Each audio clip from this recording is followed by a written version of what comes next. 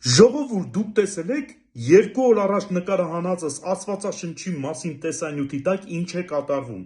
Դուք տեսել եք, թե ինչ մեկնաբանություններ, ինչ կոմենտներ են, հազարավոր մարդիկ ինձ անձնական նաև այնքան նամակներ են գրել, նենց պատմություններ են պատմել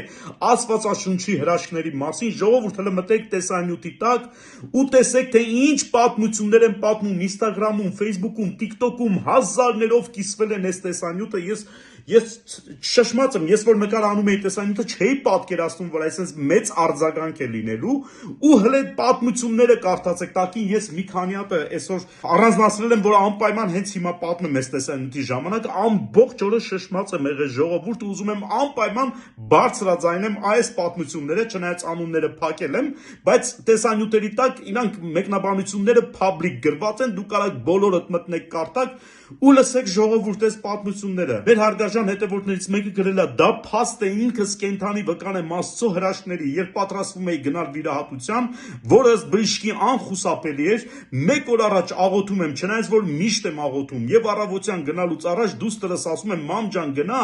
բայց հաստատ չեմ վիրահատելու, եւ երբ հասում եմ հիվանդանոց, կրկնակի հետազոտություններ եւ սոնոգրաֆիայի ժամանակ բժիշկը հայտարարում է, որ վիրահատության կարիք չկա, եւ այո, ես չվիրահատվեցի աղոթքիս եւ դստերս մեծ հավատքի շնորհիվ փառք Աստծո։ Այս իրական պատմություններ են, դուք պատկերացնում եք։ Հաջորդն եմ ուզում կարդամ։ Եվս մեկը հետևորդ գրել է, ես դա վաղուց գիտեմ, ես մարդ գիտեմ, որ ավտովտարից ողնաշարը վնասվել էր եւ մի քանի տարի տանը պառկած էր։ Բժիշկներն ասել էին չի քայլելու եւ վերջ։ Այս տղան սկսում է Աստվածաշունչ կարդալ, աղոթել գիշեր ու ցերեկ։ Մի օր գիշերը վազելով գնում է զուգարան, գալիս է հետ նոր է հասկանում, որ իր ոտքով գնացել եկել է։ Ժողովուրդ, սրանք իրական պատմություններ են ու մարդիկ պատմում են իրանց հետ եղածները, դուք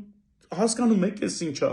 Հետևորդներից մեկը գրում է 10 տարի առաջ քրոջս մոտ ախտորոշվեց չարորակ քաղցկեղ, 3-րդ կարգի, դե առաջարկեցին քիմիոթերապիա, քույրս հրաժարվեց, բժիշկը պնդեց, որ պետք է, բայց նորից հրաժարվեց եւ այդ ժամանակ միակ հույսը Աստվածն էր, իվ հավատքով բժշկվեց, շատերը այդ ընթացքում իր հետ նույն հիվանդանոցում բուժվում էին, բայց ցավոք մահանում էին, եւ այդ ամենը տեսնելով ու լսելով ավելի էր համոզվում, որ փրկությունը միայն Հիսուսով է, եւ իր հավատքը բժշկեց, փառք Աստծո, շնորհակալ ենք ամեն օրվա համար։ Այս ամեն ինչը լսելով ու տեսնելով հազարավոր են պատմությունները, ես մի բան կարող եմ ասեմ, Սոդոմ Գոմոր էլ երբեք չի լինելու։ Այսքան հավատացյալ մարդիկ կան մեր երկրում, մեր քաղաքում, փշաքաղվել է իմ ամբողջ մարմինս ամեն ինչը կարդալով ու միայն մի բան կասեմ, ժողովուրդ,